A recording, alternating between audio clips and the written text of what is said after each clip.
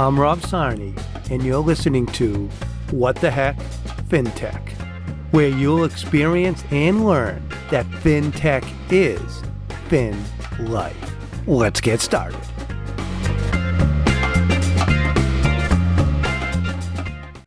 Welcome back to part 2 with Dr. Gene Yeboah.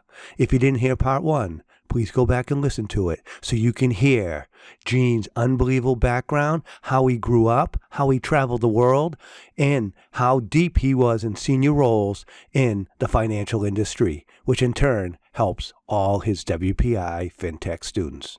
Even when I was at Fidelity, it was IT. Like, you want to make sure you're diversified. You don't want to have one, you don't want to have, one vendor in this one technology, but you don't want 55 either because it's too expensive. So you want something, somewhere in the middle because they have that right balance of mix to diversify your risk. Because if something happens to that technology, you want to be able to pivot quickly to something else. Right? Absolutely. So you can't put same thing with all mutual funds, all portfolio. It's, you don't want to put all your eggs in one basket. And that's a life thing, not just a finance thing. And you have the quant understanding to bring that all together and to take that on any decision, really, if you think about it. And you have that unbelievable background to pull that off for any company. Yeah, no, definitely, because you don't want to have a high concentration of risk exposure in whatever endeavor, whether finance or technology or even operation. That diversification is the essence of everything. Now, have you had deep conversations with Professor 𝗪𝗹 at WPI? Because he's been on this podcast and he's a quant guy and he loves his financial math. And all. Do you guys get into some deep stuff that would be going like this over my head, probably further up? It's funny because Professor 𝗪𝗹𝗪 was one of the individuals on the search committee when I was joining WPI, and I realized that his background was heavily quant. So and he also was aware of some of the professors that I study under at Carnegie Mellon, mainly Steve Shrieves, and Shrieves made a lot of difference in Professor 𝗪𝗹𝗪's thinking towards financial engineering and portfolio construction. So he and I basically had a meeting of minds of when it came to financial engineering and portfolio construction, and basically risk management, optimization and so forth, hedging strategies and so on. Because sometimes when you're talking to a layperson or even some practitioners, and start talking about tail risk hedging and stuff, is what I term as cognizant overhead. They have no idea what you're talking about. So sometimes it's quite refreshing to meet somebody that understands that language. Yeah, I bet. Yeah. Wow, because 𝗪𝗹 is usually my go-to guy when I talk to students and they want to get into quant, they want to understand more. I send them to 𝗪𝗹, and then also when I meet startups that are doing, could be a startup on derivatives and options, I send them to 𝗪𝗹. Now I got another person. I got some people I got to send you now, so you can coach them up to get them a perspective so they can get better in whatever they're trying to do. Because 𝗪𝗹's been my go-to guy. Now I have 2 go-to people. I love it. This is great because, as you know, I talk to a lot of startups and they're all in that same kind of, depends on their startup, right? Could be on portfolio, wealth management, could be on options, derivatives, whatever it is, right? So because that stuff's hard, and we can simplify it via a really excellent fintech app and get that power and democratize it so it works for all, and explain it better so people can make the right decision that's right for them without all that deep understanding that you have. Well, then, and that's built into the app. That's huge. That's a win for the fintech ecosystem, right? Yeah, that's absolutely right. Because, and in fact, since joining WPI, my thinking for fintech has broadened widely, better, wider than what I initially thought.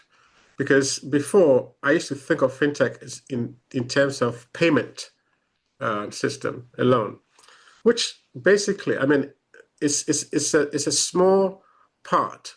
Well, not a small part, but it's just a section of fintech. That's right. Because when you think about fintech as an umbrella, I mean, it extends to different directions. Because fundamentally, what is fintech? It's financial technology, right? And at the end of the day, finance is the blood of any asset that has value, right? And applying technology on top of that basically, makes it much easier for the flow of quote unquote this blood, right? When it comes to businesses, when it comes to individuals, at the end of the day, we're all making decisions to do with finances, and fintech has the ability to help us facilitate that process, whether it's an individual or corporations. Yeah, I mean, some might say fintech is fin life. Exactly. No. I mean, we may take The mantra of that lightly. the mantra of this podcast is fintech Yeah. is fin life, and Yeah. you're hitting the nail on the head. Absolutely. And I mean, the transformation, whether we like it or not, um, in fact, it sounds trite or a cliche, but fintech is fin life. There we go.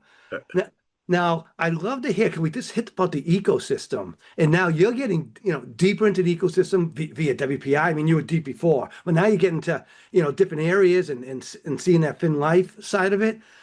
Now, I want to hear your perspectives in your, I want to say almost, I think a year now with Mass FinTech Hub, and how you've collaborated and seen and met so many, different people people from previous companies you worked at, new companies.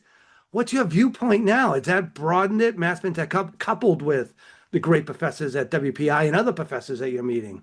What do you see? This in that last, I want to say 2 years. Yes. No. The amazing thing is you meet people, brilliant minds and very innovative thinking when to do with fintech, and you realize that one shouldn't be myopic in terms of the application of fintech, and the hub brings together the ecosystem. You have ecosystem of different side of fintech, and it causes one to think a lot about the future. And one thing that I've gained from it is basically, as I said earlier, it has broadened my understanding of the space, from insurance to securitization, how fintechs are applied even in the capital market, raising funds for businesses through tokenization, smart contract, all that sort of stuff, the blockchain stuff, And the more you think about this space, and you're like, oh my God, we don't have a choice but to familiarize ourselves with this space, And do you realize that even Goldman Sachs doesn't regard itself as an investment bank anymore? It regards itself as a technology company. And that I feel like is the whole idea, going forward. The traditional idea behind investment banking is shifting. It's shifting to more of technology-driven platform. Right. Yeah. And I saw that when I was at Fidelity for 23 years. I used to always say, even back, 23 years ago, it's really an IT company that moves money. And one-quarter of the whole place is IT people. So Yes. but they're really unique because they're private, and they invest very heavily in technology and on cutting edge technology.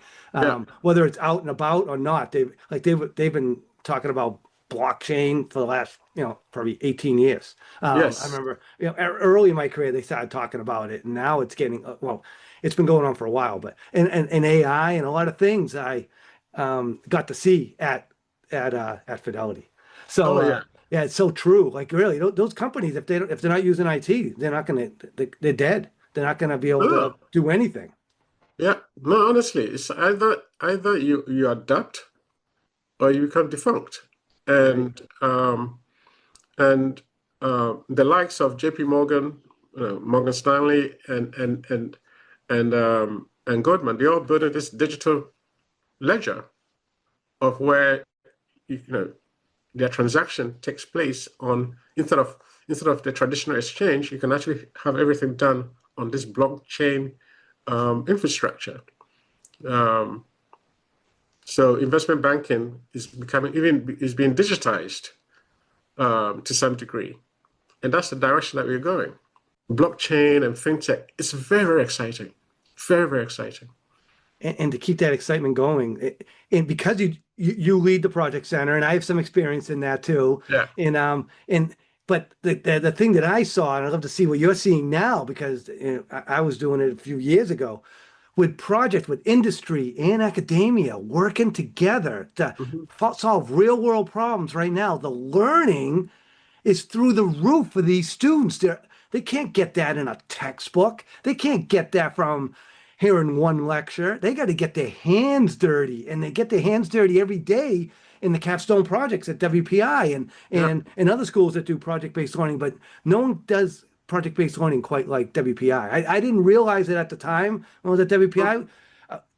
They do it to a whole nother level. And I think even WPI and all the finance that focus on finance and technology, there's so much more we could do, and industry needs to do more too. I'd love to hear what's your take and you're seeing, because similar to me, you came from industry, you were deep in different areas of industry than I was, but I bet if we were in the same company, we would have bumped into each other, but we would have had very different roles, obviously, because the roles you have are unbelievable, and mine were more IT focused. And so I'd love to hear your take on that. What do we need to do to bring that industry and academia closer together, and then so the students benefit too, so they're industry ready to get going right when they graduate? What's your now that you've seen that glimpse of that project-based learning approach at WPI? Yeah, one fascinating thing that I learned with WPI is the fact that it's a STEM environment and also project-based. And the students not just read textbooks, right? And well, I mean, you do need to read textbooks to conceptually understand what's going on. But the inflection point of really learning something, right, is by doing and implementation and execution. And for them to for the students to have that exposure through the capstone projects and through the major qualifying projects, the MQPs, is what really sets the school apart, in my opinion. Yep. And the more you do that, the better it is, and students actually gain from it, because by the time they leave WPI and they step into the workforce, right? They are ready to hit the road running. The learning curve for them is not going to be as steep as it is from perhaps if they're coming from other institutions. So I think the more we encourage that and do more of that, the better it is for the students going forward. Yeah. So all the industry folks listen to this podcast, jump into the pool, the deep end of the pool with Gene and with WPI and other schools, and get that project-based learning going, because that's great on all. It's a 360 helping circle, in my opinion. Yeah, it's a secret sauce. It is. It really is. So Gene, I got some rapid fire questions just so the crowd can get a better understanding of you too. So I'm going to ask you a few things here. So real rapid. Don't spend more than 5 seconds of answering it. In 0 seconds, I want to hear the response. Favorite food? Ooh. Being someone of African descent, I'd probably say jollof rice. Wait, what is it? What kind of Jollof rice, which is basically a rice cooked in sauce. And the closest that you can come to in the Western world is probably yellow rice from the Spanish dish. But What, it's spicy? Africanized, very spicy. Wow. Okay. I like that. I like spicy. I like rice. I got. Is there any places in Worcester to get it? Do you know? Oh yes, there's plethora of Ghanaian restaurants or African restaurants in Worcester. Yeah, Okay. yeah, definitely. I'm gonna hit one. We're gonna talk after this. Yeah. I'll get that. Okay, I got another one. What's your favorite hobby? What do you do to relax? And I yeah, I enjoy reading a lot, and I like meditating, and also I'm actually in the process of reaching my advanced years, so I like to work out as well to keep the bones lubricating and being vibrant. that's right. Helps the mind too, right? Definitely, All yes. goes hand in glove. Uh, So quant or intuition? What do you lean towards? I think I know the answer just based on what the dialogue went, but I don't know. You never know. You could go the I mean, opposite way. What I'm thinking. being professionally or being trained as a quant throughout my undergraduate studies, also through my doctoral studies, most people expect me to say quant. However, I really believe that quant, being purely myopically quant, can be a little bit misguiding. So a little bit of intuition and having a sense of reality is the way to go. That is a secret sauce. It's always that moderate view, right? Yeah. You get your data, get it strong, get it clean, use the data, run it through, run the models, and then, but also just don't be blind to the model, use that Absolutely. intuition. Yeah, Absolutely. what's your gut telling you? What's your experience telling you? That's something that no tech can pick up, is that little, like, okay, we shouldn't do this, whatever it is. You don't get that. I have this example that I always use. A quant basically build tools and models. Okay, and a model is supposed to be a representation of real life. It's a simplified version. It's almost like the map versus the territory, right? And you're not going to get the exact representation of the territory through the map, right? So you really need to have the experience of the territory coupled with the map, so you can have a real sense of reality. Yeah. Yeah. Well, Gene, unbelievable. What stories? I learned so much. I did not know. I mean, I heard some of those things and read about a few of those things you talked about, but boy, your stories just took everything to a whole nother level. And I want to say thank you so much, Gene. Now our audience, I bet they want to reach out to you and talk with you. What's the best way to reach out to you? Is it LinkedIn? Is it something else? Like, what are you thinking? I think it's a combination of both. I mean, you can reach out to me through LinkedIn, and I'm quite responsive on that side, and also through 𝗙𝗵𝘁. My academic web page has my details listed as well. My email, I think you also have my mobile phone as well. And but ideally, reach out through LinkedIn. I'll be more than happy to respond. Awesome. So it's okay if I put it in the podcast notes so everyone can just get it, click, boom. Absolutely. I actually encourage students to do that. Awesome. So Gene, I want to say thank you. Thank you so much. I learned so much. I really appreciate it. Thanks for spending the time with us and our audience. And I just want to say, bye everybody. And Thank you. Connect with this guy. Okay. Thanks a lot, Rob. Okay. All right. Thank you. Okay. Yeah. Bye-bye. Thank you for listening to What the Heck FinTech. Make sure you tune into our next episode as we continue to interview FinTech leaders and share real-world stories from across the FinTech ecosystem, so you can fully understand that FinTech is Fin Life.